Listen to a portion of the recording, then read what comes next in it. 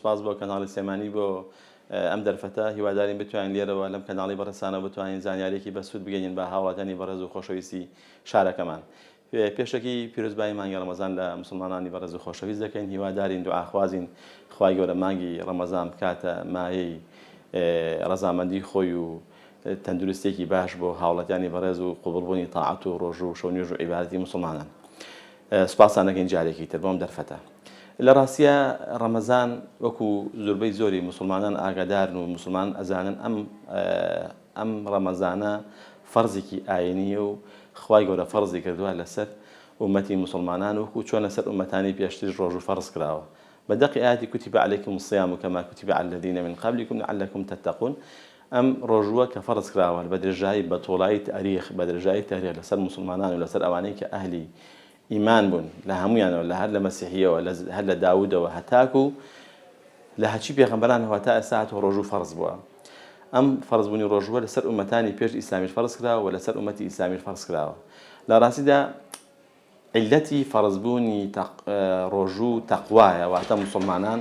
مسلمانان تەقوایان هەبێ و خۆیان پاک بکەنەوە دڵ و دەرونی خۆیان دڵ و دەرونێکی مسلمانانی ڕێکوپێکی جوانیان هەبێت کە بتوان ئەم دڵ و دەروونە ڕەزامەندی ڕەب العالەمینی پێ بەدەست بێنن. بەڵام ڕۆژوو دەرکەوتووە ئێستا کە فاستین بە زمانی ئینگلیزی تقریبا تەواوی زانست ئێستاکانە لەسەر ئەوەی کە قسە لەسەر باسی دیتۆکسیفیکیشن ئەکرێ،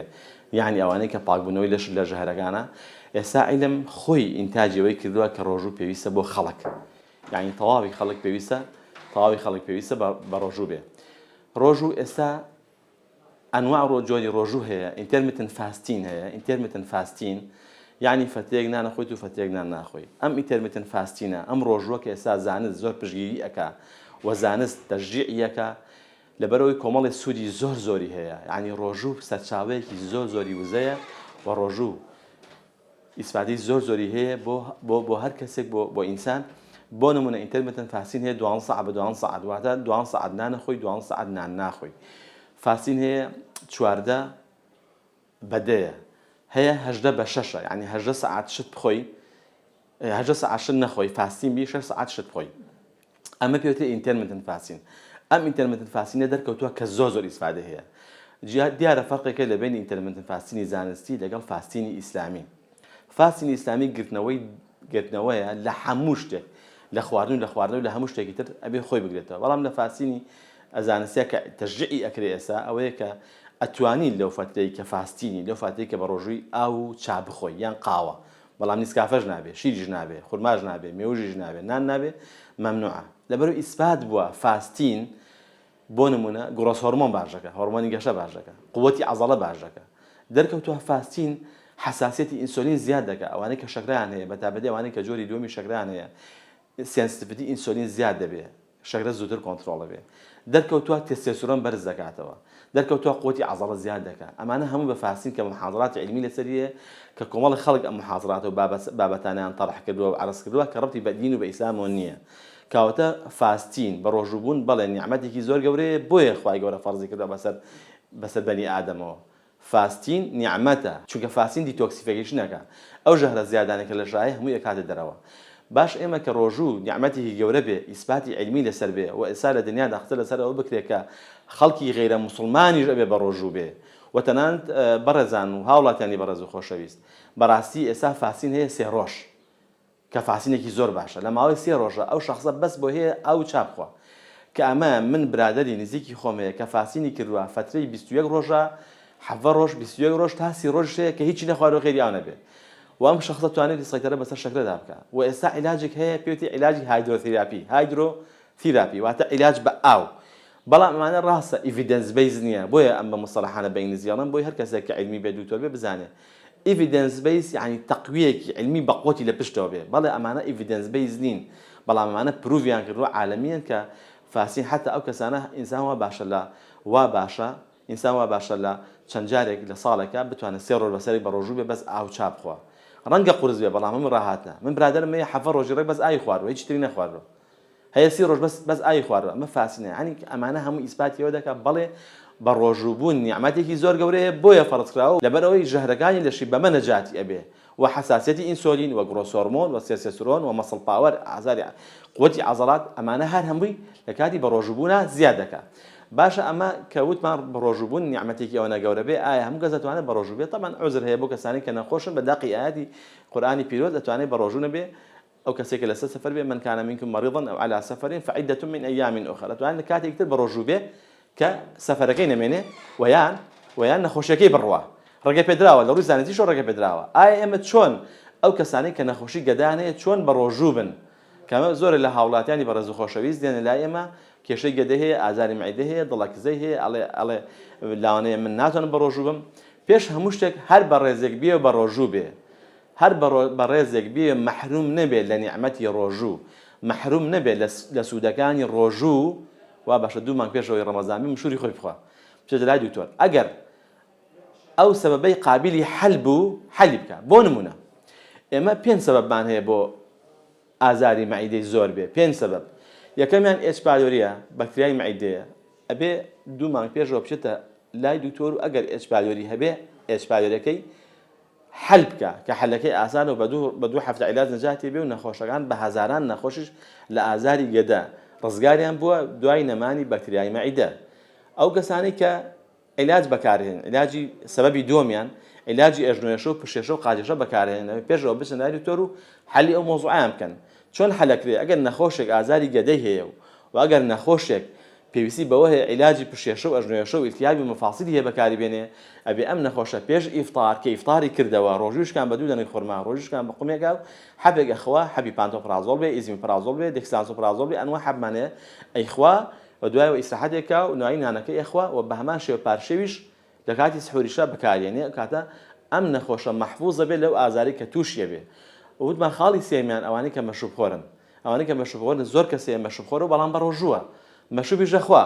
كمخالفة شريعة بلان بيش خوش بروجوا به أم برزت وين لما جرى رمضان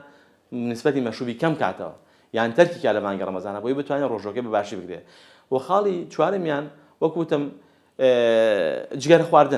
جگر خواردن سببی که جوره بون خوشگانی معده ابي ام برزانه فير بكن لبيج رمضان لو رمضان درفتي کی زور باش بو ام حولات يا برزه بتواني سيطره بك بس جگر خوارد جگر کشانيه وابك جگر تركه وقت من سببی چوارمان جبیرتی جگر کشان یکی لسببانی زیاد بودی نخوشگانی یدو سورنچکو دوانزایده و معده اما بینی معنا کورگنجی 27 سال مشروب خور بوا جگر کش بوا توش سرطان سورنچک بوا كاودا أتوان رمضان جگرك إجا تركيش ناقل رمضان جگرك شانكي كم كاتوا يان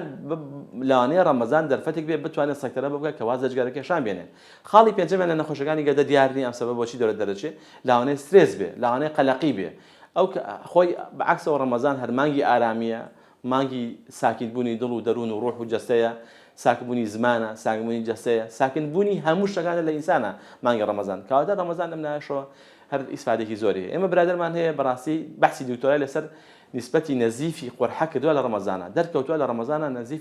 نزيف بوني قرحة هم ما كان در كم ترى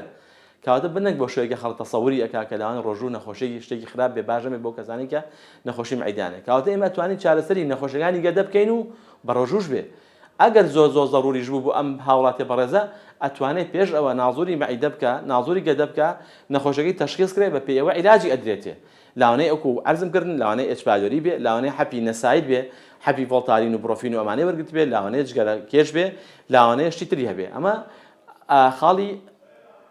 نخوشگاني قدو روجو اي چون حاولاتاني برز وخوشويز هم بربانكي تندرست كن وهم سحوركي تندرست كن بكرت مختصري بويكاتي جنابتان وكاتي حاولاتان زون نرو لم لم بابتانا كزوق سيد سكراوا وباش او كسي هر ازاري معده هبه يعني هر نيبه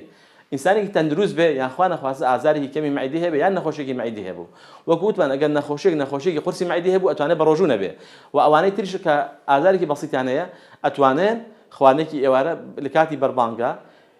بدودن خرما سيدن خرما بقوميجا وبتوزع سوب روجوكي بشكنه ودوايو بيسي بإسراحتك كي براسي وإسراحتك رجع أواك شون خواي جورا القرآن داينا ولا السنة طرح كراو تطبيق كراو أو يروجوكي إشكنه بقوميا بخرماك دوايو توزع إسراحتك شكاتي نيوجاكية تاكو دزمير شوا نيوجاكا سنتك يكا تقريبا 20 دقيقة بيأتشيل دوايو 20 دقيقة وابعشان أنا كيف خوا یعنی ئەگەر بێ بە 20 دقیقە نیم سەعات دوای ئەوە نانەکەی بخەوە بەڵام کە نانی خوارەوە باسە نانێکی زۆر نەخوا چونکە تۆ معیدە 12 ساعتە 14 ساعتە 16 ساعتە لە هەندێک وڵاتە 90 ساعتە معیدە بەتاڵە تۆ پێویست بۆ ناکە بارێکی زۆری بخەیتە سەر وەکو تۆ کابراایەک 2 ساڵە ئیشی نەکردووە بێ سەر بینێری بۆ ئیشی خەباتەی پێ بکەیت هەرچەند خەباتەی ئێستا کە باوی نەماوە جیازی گەورە دروست بووە بینێری بۆی کە بڵێ وەڵام من بە یەک جار ئەمە 2 ساڵە ئیشی نەکردووە سەر کارێکی کرێکاری قورسی پێکەم تەمەن تەحملی ناکە چۆن باشە وا باشە لە کاتی ئیفطارە خواردنێکی قورس نەخوا بەڵێ شۆربا بخوا و خواردنی تر خواردن بخوا بەو شێوەیە کە نەخۆشەکە معیدەی قورس نەبێ و زەخر نەبێ و لە کاتی بەڕوانیشە وا باشە خواردنەکانی سەوزەی تیابێ پرۆتینی تیابێ و بەشێک کاربۆیدراتی تیابێ و بە هەمان شێوە ئیساحە دەکا شەولانەیە بتوان تۆزی میوە بخا سەعات 9 تۆزی میوە بخا و پاشەویش سحورەکەشی بە هەمان شێوێ نابێ خواردنی سورۆکراو بێ نای خواردنی برژاو بێ کابراسێ سەعات سیاسێ خەریکی کەباب خواردن بێ و ڕۆژی پێ ناگیرێ خەریکی برژاو بێ نا بە هەمان شێوە لە پاشەویشە بتوانێ لە پاشەویشە خواردنەکانی شۆربا بێ کەمێک پرۆتین تیابێ کاربۆیدرات تیابێ سەوزەڵات تیابێ و باشە فەتێ ڕەمەزان بە زۆری خواردنەکان فلودی دایەت بێ یعنی شۆربا شلەمەنی بێ هیوادارم توانی بێتمان لەم کورتە لیقایی جەنابتانەوە سوودێکی بە زانیارێکی بەسوود بە هاوڵاتیانی بەڕێز و خۆشەویست بێنین جای دەسواسانەکەین بەخێر بێن